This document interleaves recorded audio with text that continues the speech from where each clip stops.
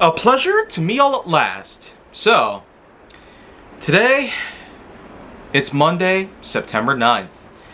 And so, being that I went to the theater yesterday, as you might remember when I made a YouTube community post highlighting the poster of a certain blockbuster that had just arrived on the scene, well, Beetlejuice is essentially what the new blockbuster is that I'll be talking about for this exact week.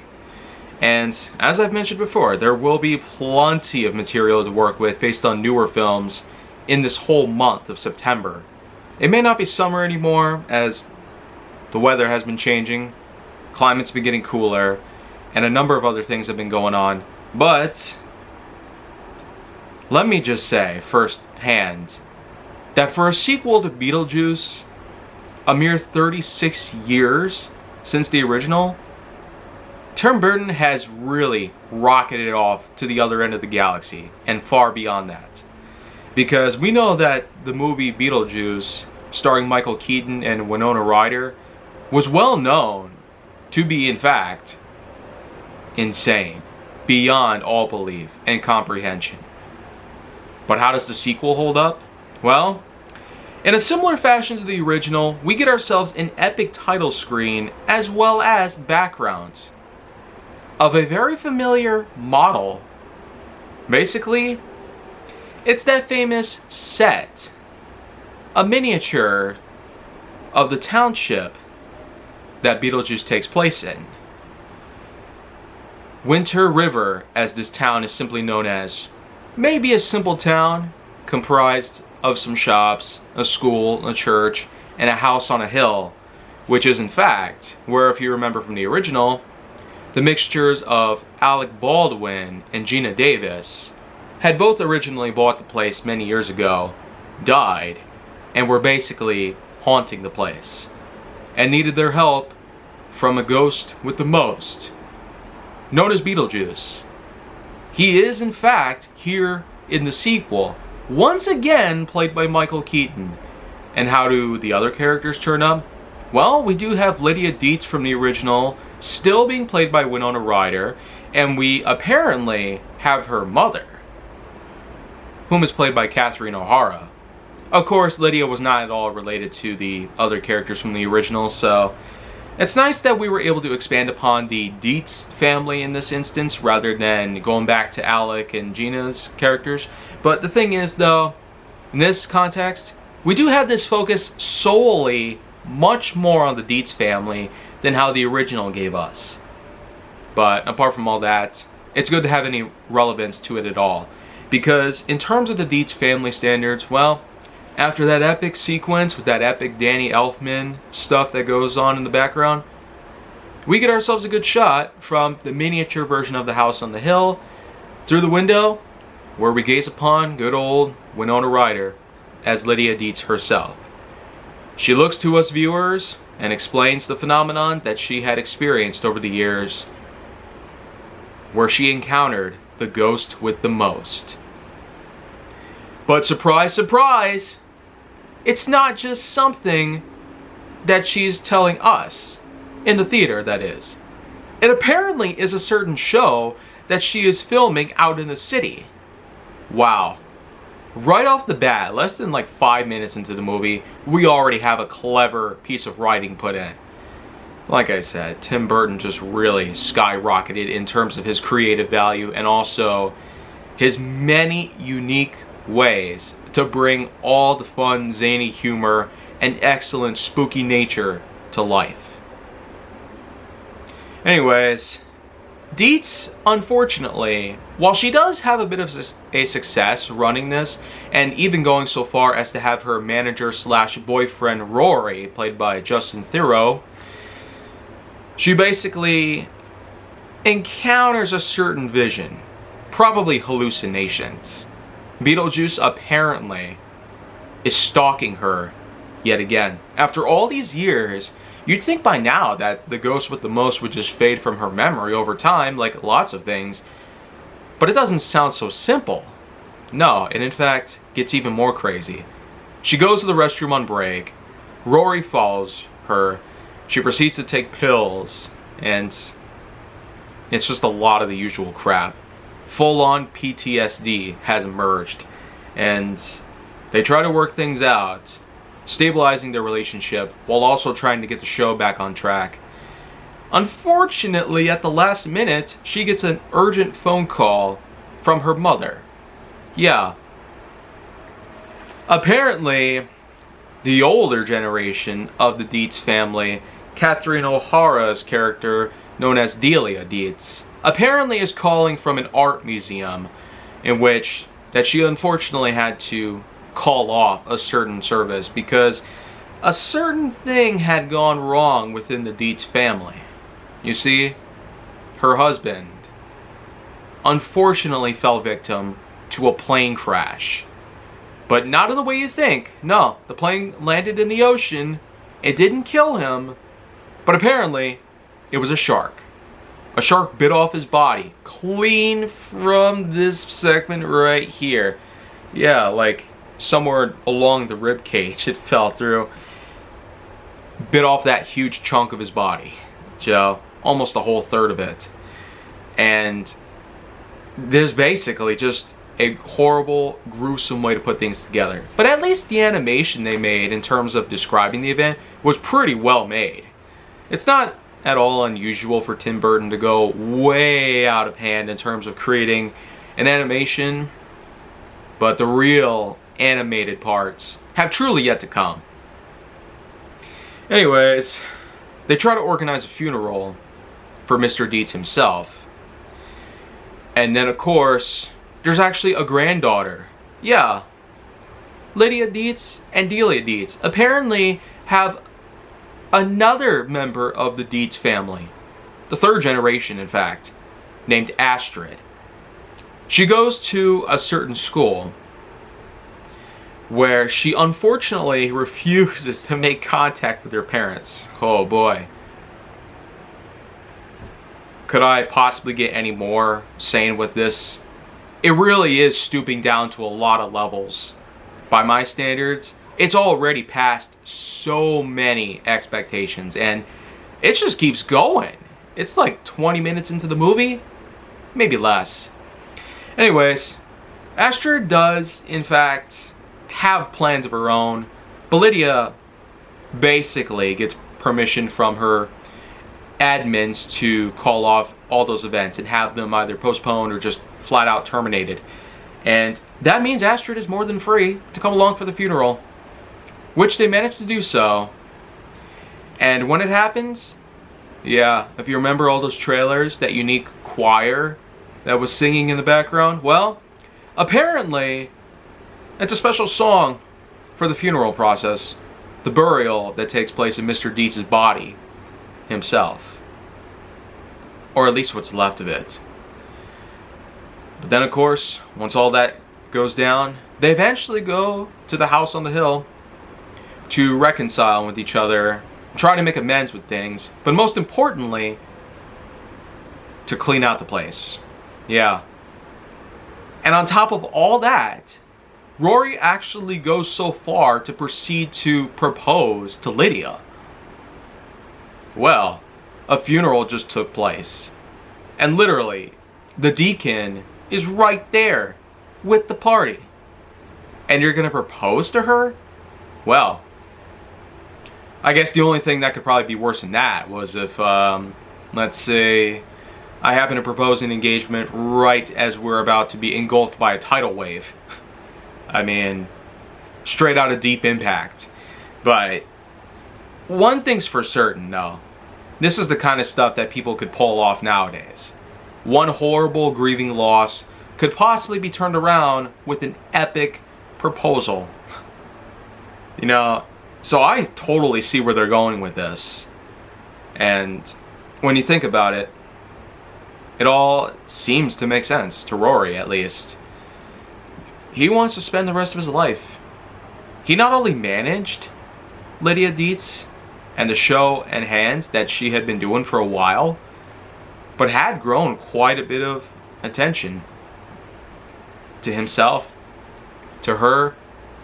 They were able to connect with each other, and they were able to bond for a while.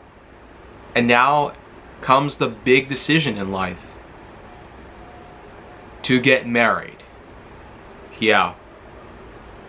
So we really have gone on lots of great lengths here. Unfortunately though, a little trip to the attic does uncover a few different pieces of life that Lydia never wanted to cross paths with.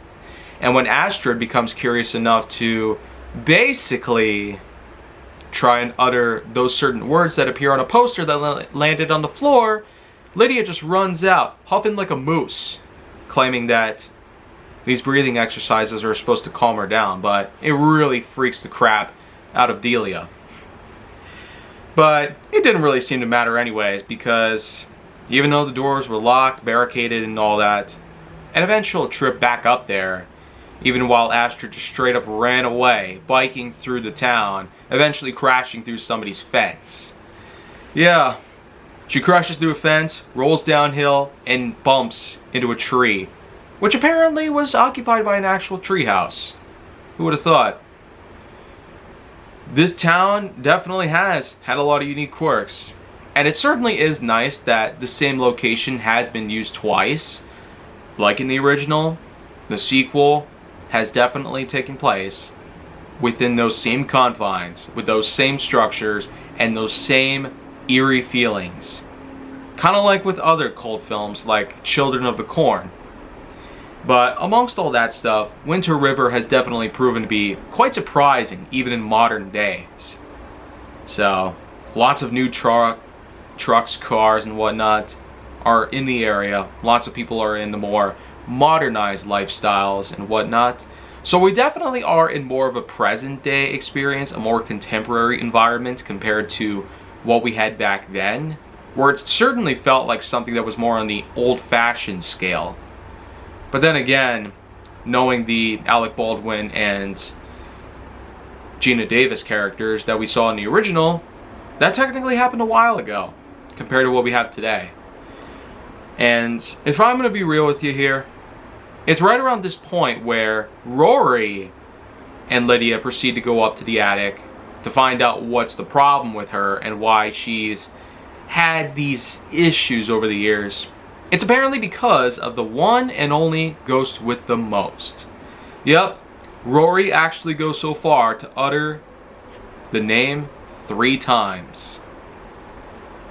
And when he does, Beetlejuice, Beetlejuice, Beetlejuice, oh man, they are transported within the confines of the model itself. A sign was right above them that they will drop through a hole, and that's exactly what happens. Right into a psychiatrist's office. In it was Beetlejuice himself, in a psychiatric outfit. Basically, he wants to study this couple in the hopes that he can basically help in such dire times of need. Even going so far as to spill his own guts out. Literally. He takes the idiom, spill your guts out, and takes it in a literal sense. And that's sort of the whole thing about this movie. It just pushes so many boundaries and goes all out with the craziest things you could have possibly imagined. And once they get out of there, they run for their lives. Oh boy. Yeah, it's like nothing could have gotten any crazier.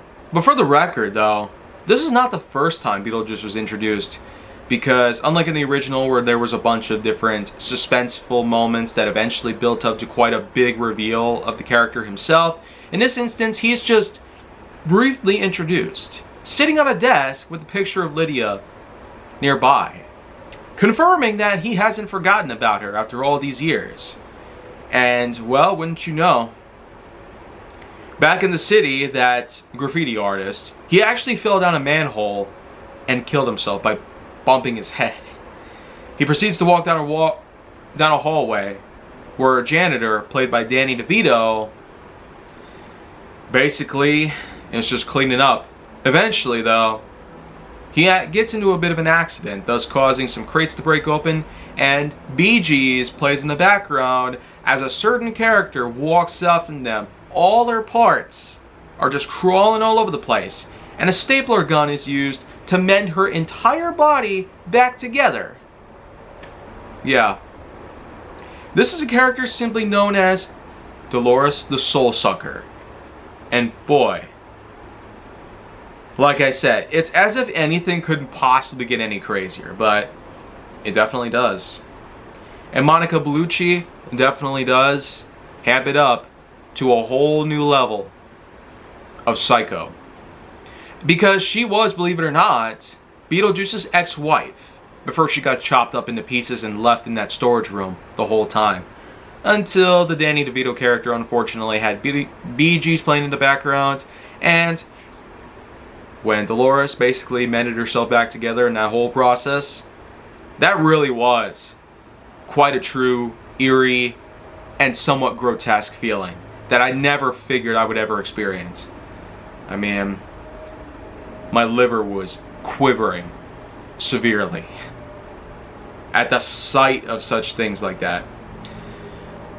Oh, but basically, this is definitely the big build-up to who's basically considered to be one of the main antagonists of the movie. And on top of all that, there are definitely a lot of other things to worry about here. Not just with Beetlejuice himself, nor Dolores.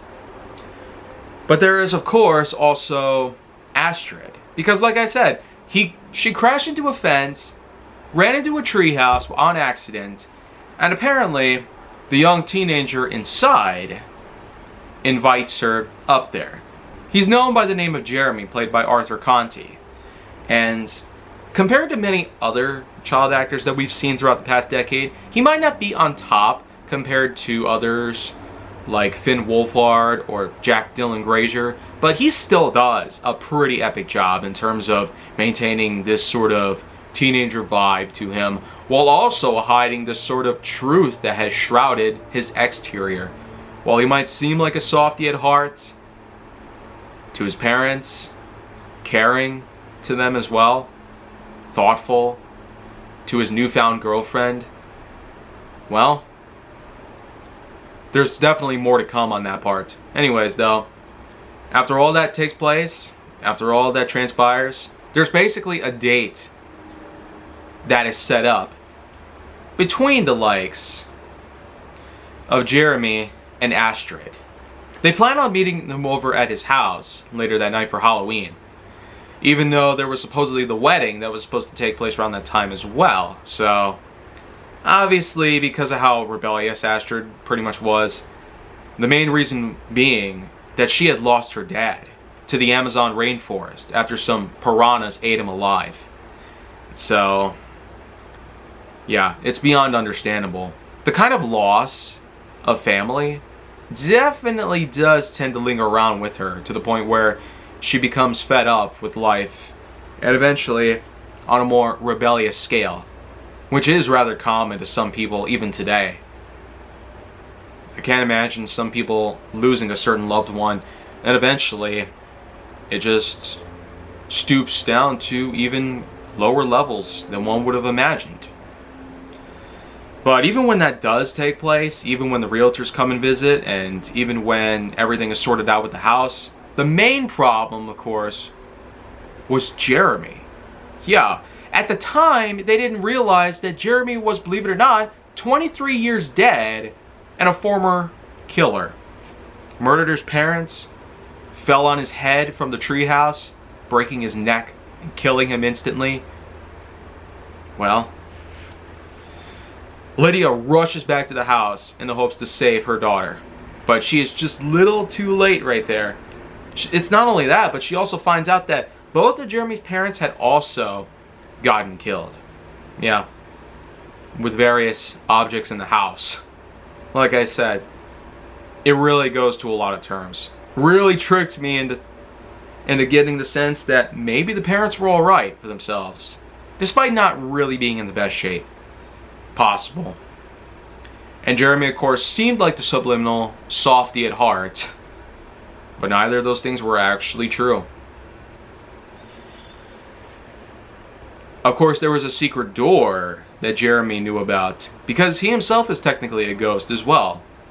Yeah, I bet you didn't notice. Despite being evil and serial killer, Jeremy actually didn't go anywhere. He's basically just a ghost walking in limbo. And he does have the opportunity, though, to actually be brought back to life, granted more life on Earth. However, it requires a specific technique that can only be obtained through that famous location, Beetlejuice, his co-workers, and even the agent at the counter. She tells everybody to take a number and sit down. Yeah, this is apparently the world of the afterlife in the Beetlejuice world. So, more than amazing they were able to follow up on that whole thing. But even more surprising is the fact that a number of different things were unfolding. A lot of different subplots were all taking place. You had Delia Deeds trying to mourn the loss of her husband by, believe it or not, utilizing the famous Egyptian prospect, which is simply allowing the queen, this being her of course, to be bitten by 2 snakes, which were supposedly defanged, meaning she probably wouldn't die if she got bit. But little did she realize that actually wasn't true. But in any case, that's not exactly revealed until later in the film. Lydia unfortunately has to call upon a certain source to help her find her daughter, Beetlejuice. Yup, when he appears, going out of the model, like a star being raised from the floor of the stage, boy, it's like epicness just couldn't get any more amazing, by all accounts. However, when this happens, when he goes back to his own world in the afterlife, this apparently raises the alarms because there's a certain partner of his, Willem Dafoe, playing a simple actor, now turned cop of the afterlife, known as Wolf Jackson. He of course was the former Frank Hardballer, whom was a popular action hero back in the day until his not so timely death occurred. And now being a cop in the underworld along with some minions of his, some troopers, whom are basically meant to take on anything, Jackson is basically determined to find out the culprit whom has in fact violated Code 699. Beetlejuice. Yep. Even though he was summoned, he technically brought a living being into the afterlife illegally. Yep. That's Beetlejuice for you. He's kind of more of the anti-hero type. Despite seeming all friendly and helpful and all that good stuff, he's technically not there for anybody of any kind. Well, for the most part, Beetlejuice actually made the agreement to help Lydia recover her daughter if he ever got to marry her again. Which almost did happen. Then of course there was Dolores. But we know what happened, right? She got cut up into pieces. But now that they found out that she actually came back to life, that was another problem they had to learn to deal with.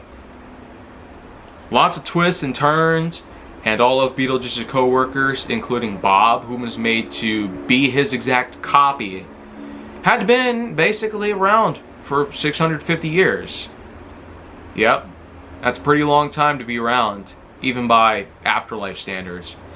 Anyways though, lots of soul sucking from Dolores eventually allows her to figure out where Beetlejuice is and how to catch him, so he could probably get married to him again. So lots of marriage stuff happening here, lots of craziness that people are willing to go just to get a hold of their beloved partner, whom might not even have much love to them or attachments of any kind.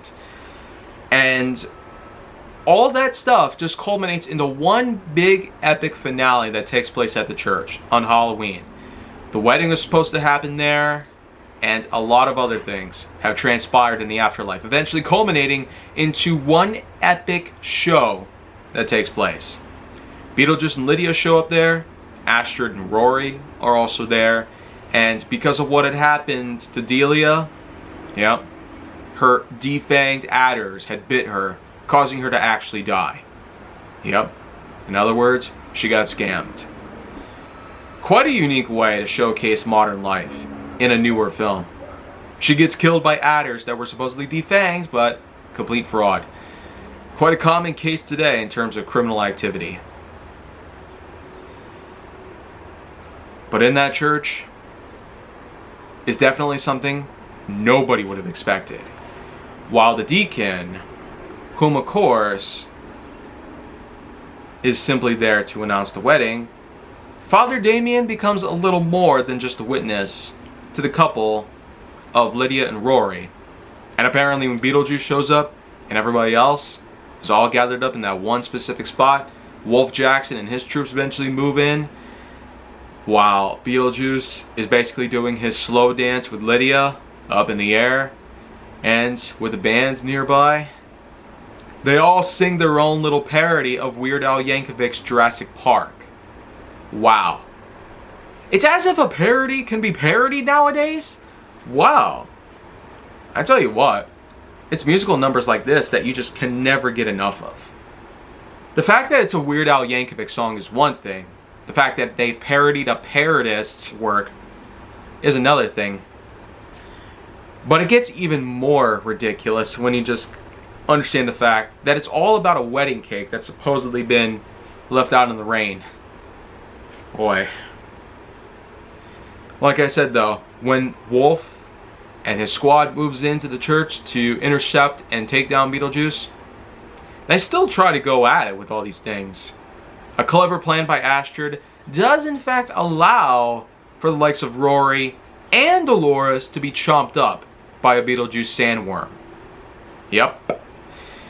And when all that happens, yeah, it's basically the end for Beetlejuice.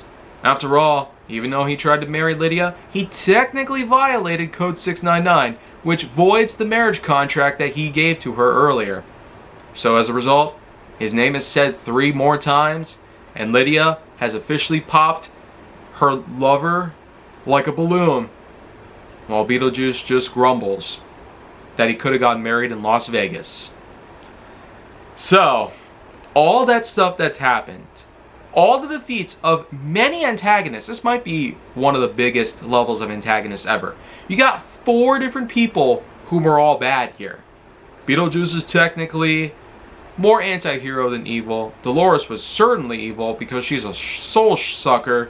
And Jeremy, of course, was quite evil because he certainly did a good job manipulating poor Astrid into becoming his next step to get back into the living realm and cause more havoc upon Winter Valley. Plus, of course, you had Wolf Jackson.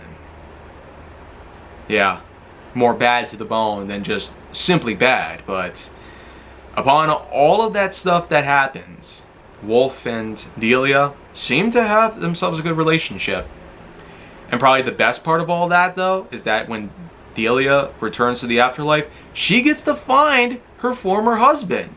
Yeah, his still half-eaten body waltzes up to her, and she can't believe that she's going to be boarding the Soul Train with him to the great beyond. Yeah, it's quite a funky way to end things there. But it's overall a pretty happy ending. A lot of things had happened. Even Jeremy supposedly comes back as a reincarnated form to be on a more good level so that Astrid can have the excuse to actually marry him. So, that at least turns out pretty well. Unfortunately though, when some time passes and she's pregnant and her water breaks, it doesn't turn so well. Apparently, it means Beetlejuice is back. And in a different form. As if anything else could get any more insane. And of course we get one last set of words from Lydia before we cut off for good. She stops her show and all that good stuff to move on with her life and have some more time to spend with her daughter. And so on and so forth. But that is basically what it is. This is the kind of film that has so many different things out there, so much potential, and you know what, for that reason, it wins. It wins Best Film of the Year, hands down. And so you might be wondering, what's the scoring I get for it? Well, 10.1. Yeah, look out, bad guys. You got yourselves a contender here. The only real thing that's there is, how can you get a 10.2? Well, maybe time will tell.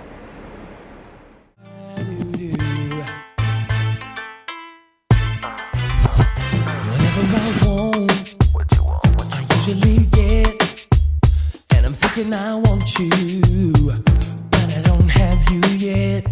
I ain't got no tricks to be playing on you.